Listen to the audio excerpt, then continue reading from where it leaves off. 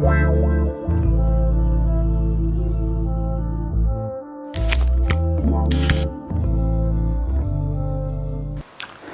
frères et sœurs, bonjour. En ce troisième dimanche de l'Avent, la liturgie nous invite à la joie. Et il est vrai que face à tant de tristesse, de nouvelles pas bonnes, il n'est pas facile d'être heureux.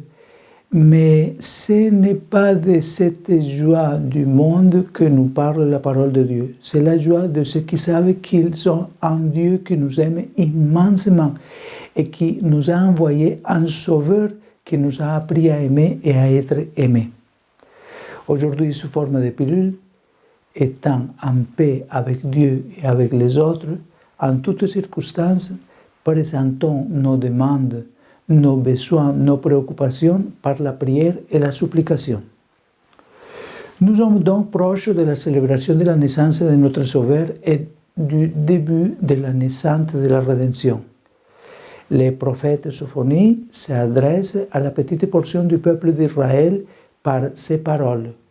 Pousse des cris de joie, fille de Sion, une clameur d'allégresse, Israël. Réjouis-toi, triomphe de tout ton cœur, fille de Jérusalem. Crier de joie, exulter, se réjouir. Telle est l'invitation de ce dimanche. Les habitants de la ville sainte sont appelés à se réjouir parce que le Seigneur a révoqué sa condamnation. Dieu a pardonné, il n'a pas voulu punir. Par conséquent, pour le peuple, il n'y a plus de motifs de tristesse, il n'y a plus de motifs de découragement, mais tout porte à une gratitude joyeuse envers Dieu qui veut toujours racheter et sauver ceux qu'il aime. Et l'amour du Seigneur pour son peuple est incessant, comparable à la tendresse d'un père pour ses enfants, de l'époux pour l'épouse, comme le dit encore Sophonie. Il exultera pour toi de joie, il te renouvellera par son amour, il dansera pour toi avec des cris de joie. Ce dimanche est le dimanche de la joie. Cet appel du prophète est particulièrement approprié au moment où nous nous préparons à Noël, car il s'applique à Jésus, l'Emmanuel, le Dieu avec nous. Sa présence est la source de la joie. En effet, Sophonie proclame Yahvé est roi d'Israël au milieu de toi. Et peu après, il répète Yahvé ton Dieu est au milieu de toi, héros sauveur. Ce message trouve toute sa signification au moment de l'annonciation à Marie, rapportée par l'évangéliste Luc dans le chapitre 1. Les paroles adressées par l'ange Gabriel à la Vierge font écho à celles du prophète. Que dit l'archange Gabriel? Réjouis-toi, pleine de grâce, le Seigneur est avec toi. Réjouis-toi, dit à la Vierge. Dans un village reculé de Galilée, dans le cœur d'une jeune femme inconnue du monde, Dieu allume l'étincelle du bonheur pour le monde entier. Et aujourd'hui, la même annonce est adressée à l'Église, appelée à accueillir l'Évangile pour qu'il devienne chair, vie concrète. Il dit à l'Église, à nous tous, réjouis-toi, petite communauté chrétienne, pauvre et humble, mais belle à mes yeux, parce que tu désires ardemment mon royaume. Tu as faim et soif de justice. Tu tises patiemment la paix. Tu ne suis pas le puissant des services, mais tu restes fidèle auprès des pauvres.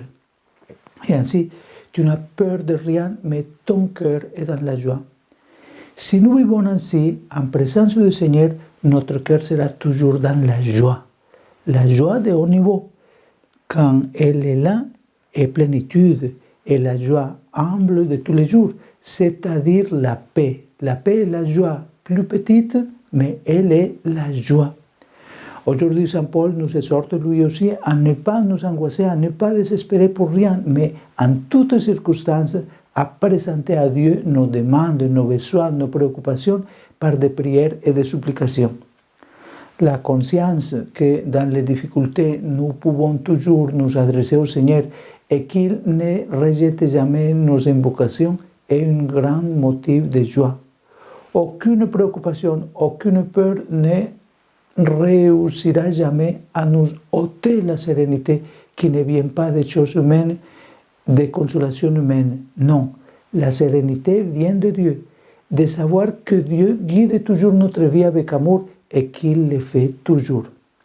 Même au milieu des problèmes et des souffrances, cette certitude nourrit l'espérance et le courage. Mais pour accueillir l'invitation du Seigneur à la joie, il faut être des personnes prêtes à se remettre en question.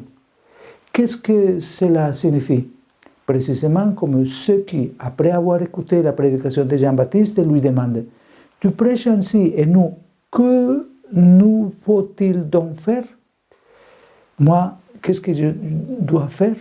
Cette question est le premier pas de la conversion que nous sommes invités à faire en cette période de l'Avent. Que chacun de nous se demande qu'est-ce que je dois faire? Une toute petite chose, mais qu'est-ce que je dois faire?